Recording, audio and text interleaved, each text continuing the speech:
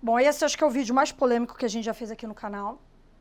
O que eu vou falar aqui hoje não tem julgamento de valor. Eu vou falar um fato que eu vivo no meu dia a dia. Primeiro eu vou dar alguns dados de como é o sono do recém-nascido e da criança no primeiro ano de vida. E depois eu vou dizer como é a minha experiência com o sono.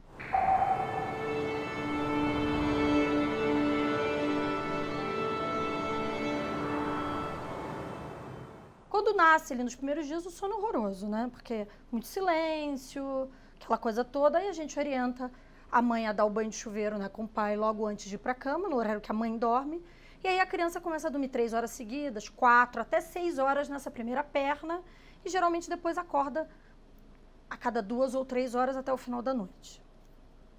Quando chega ali perto de 3 meses, a criança geralmente está dormindo super bem e está acordando uma vez na madrugada para mamar. De 1 a 2 no máximo. Quando a criança tem essa saída do útero, a criança começa a acordar de madrugada para praticar o que ela aprendeu durante o dia. Então, se ela está pondo a mão na boca, ela acorda para pôr a mão na boca. Se ela está pondo o pé na boca, ela acorda e põe o pé na boca. Se ela está engatinhando, ela vai querer engatinhar de madrugada, que é um dos problemas do berço, na minha opinião, que a criança chama mesmo, porque ela não quer ficar presa ali dentro. Então, é importante os pais entenderem que a maioria das crianças fica, em média, acordada 1 hora e meia brincando de madrugada. Isso pode acontecer num sono só, ou pode acontecer em várias acordadas em que a criança vai acordar, brincar e voltar a dormir. Só que é muito difícil para os pais e mães mudarem o comportamento com os seus filhos aos 3 meses. O mais comum é os pais e as mães continuarem tratando a criança de 3, 4, 5, 6 meses como se ela tivesse 1 mês. Então a criança está lá no quarto dela, numa boa, conversando com a mão na boca, lá feliz. Aí a mãe levanta, pega a criança no colo e dá o peito. Mas a criança não estava falando com ela. E aí quando a mãe vê, na crise dos 4 meses e meio, a criança está mamando 5 vezes à noite. Porque a criança acorda por outros motivos e toda vez que a criança acorda, ela mama. E isso vira um hábito. Isso vira um hábito. A criança se acostuma. Então, imagina você está acostumado a dormir com a televisão. Você não sabe dormir de outro jeito. Você mora sozinho, você dorme com a televisão. Aí você acorda de madrugada, na frente da televisão, alguém desligou a televisão. Você meio que vai perder o sono, vai ligar a televisão de novo para começar outro ciclo. Ou vai ligar o celular. Porque esse é o teu ciclo de sono.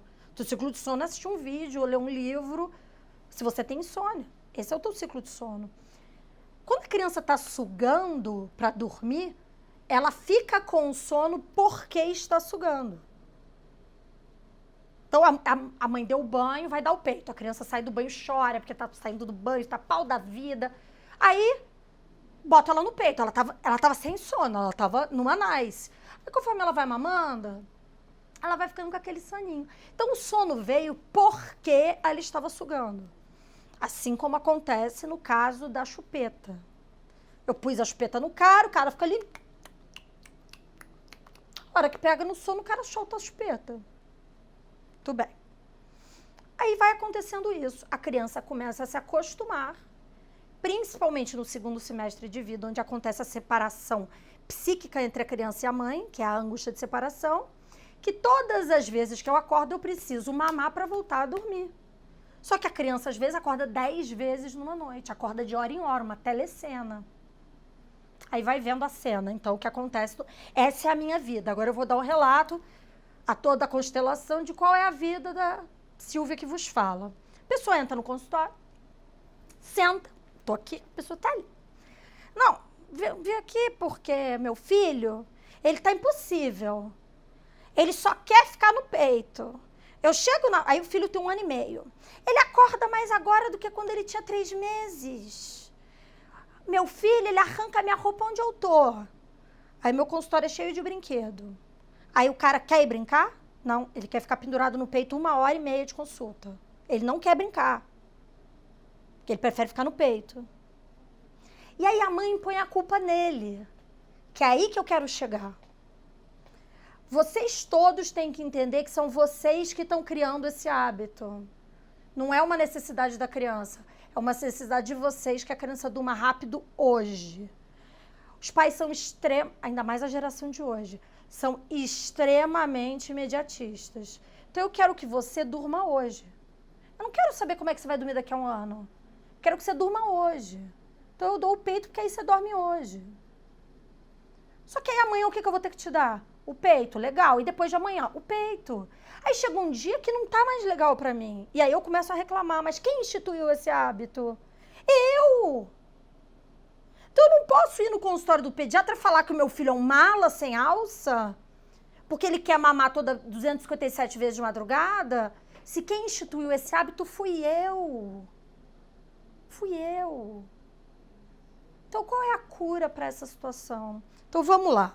A gente já falou 787 vezes nesse canal que os primeiros 3 meses é a fase do útero. A criança não aprende nada.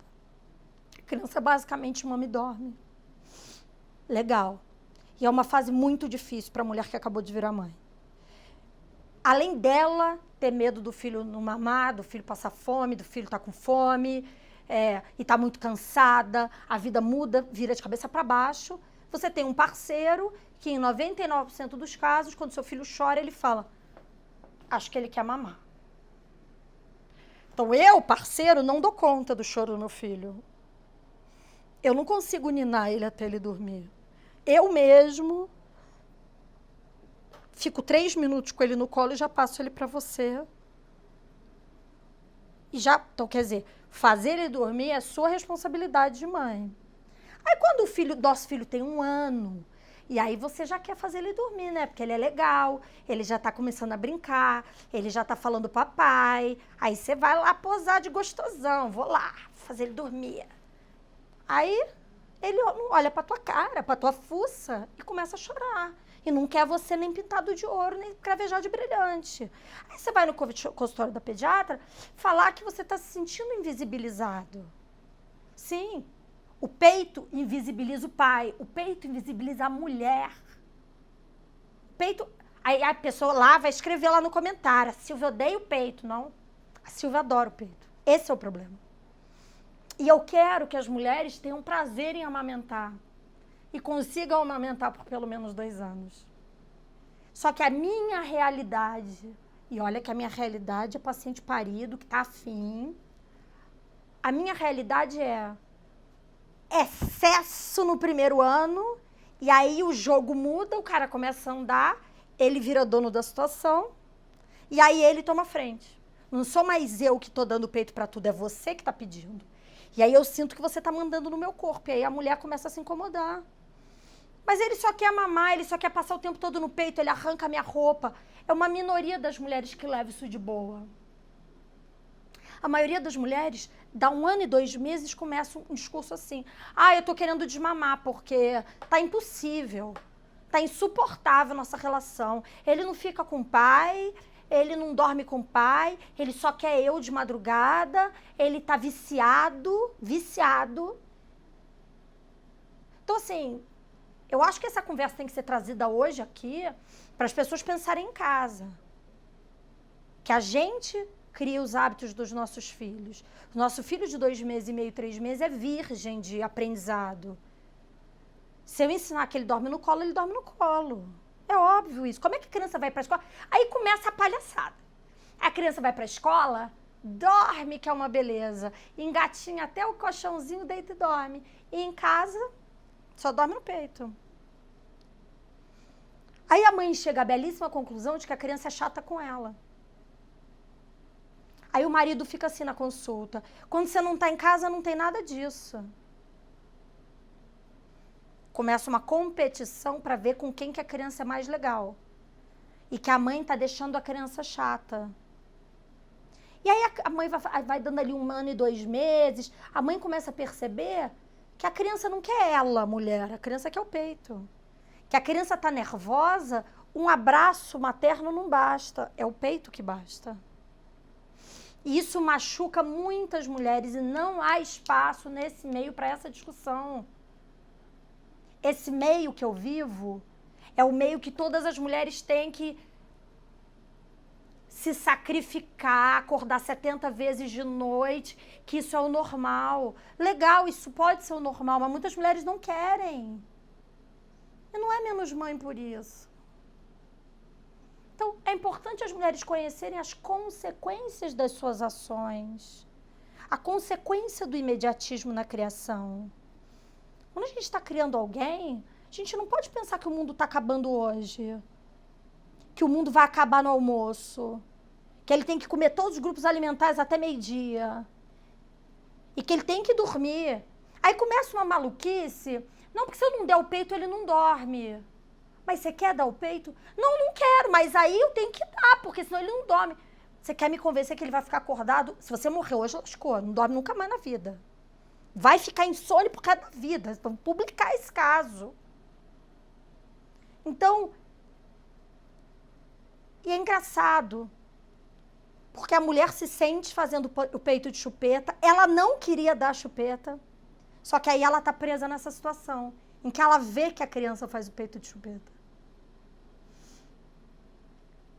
Então, eu acho que o objetivo desse vídeo, claro que a gente vai fazer outro vídeo falando das etapas do sono, mas é muito comum eu ouvir assim, ai, tava indo tudo tão bem, aí teve o salto dos 4 meses e meio, e aí ele começou a mamar mais. Gente, o salto não é de fome não, pessoal, o salto é de desenvolvimento. O salto é de crescimento, não é de fome. O que esse povo acha?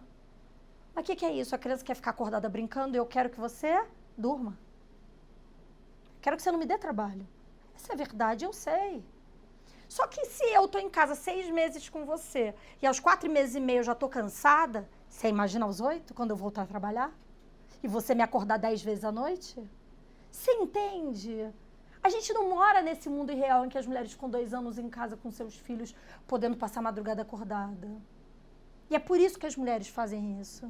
E entram nesse círculo, da qual elas só conseguem sair na cabeça delas desmamando. E não podem ter voz, porque é feio, né?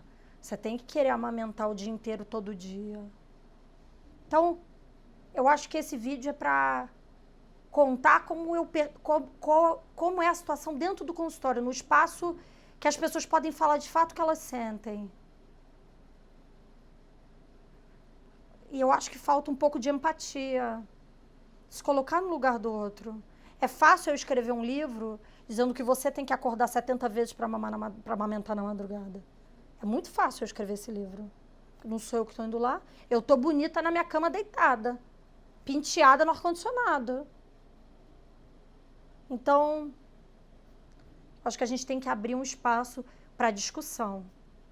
E para as mulheres poderem perceber a situação em que elas se encontram, sem culpa para nenhum lado, só realidade, sem relativismo.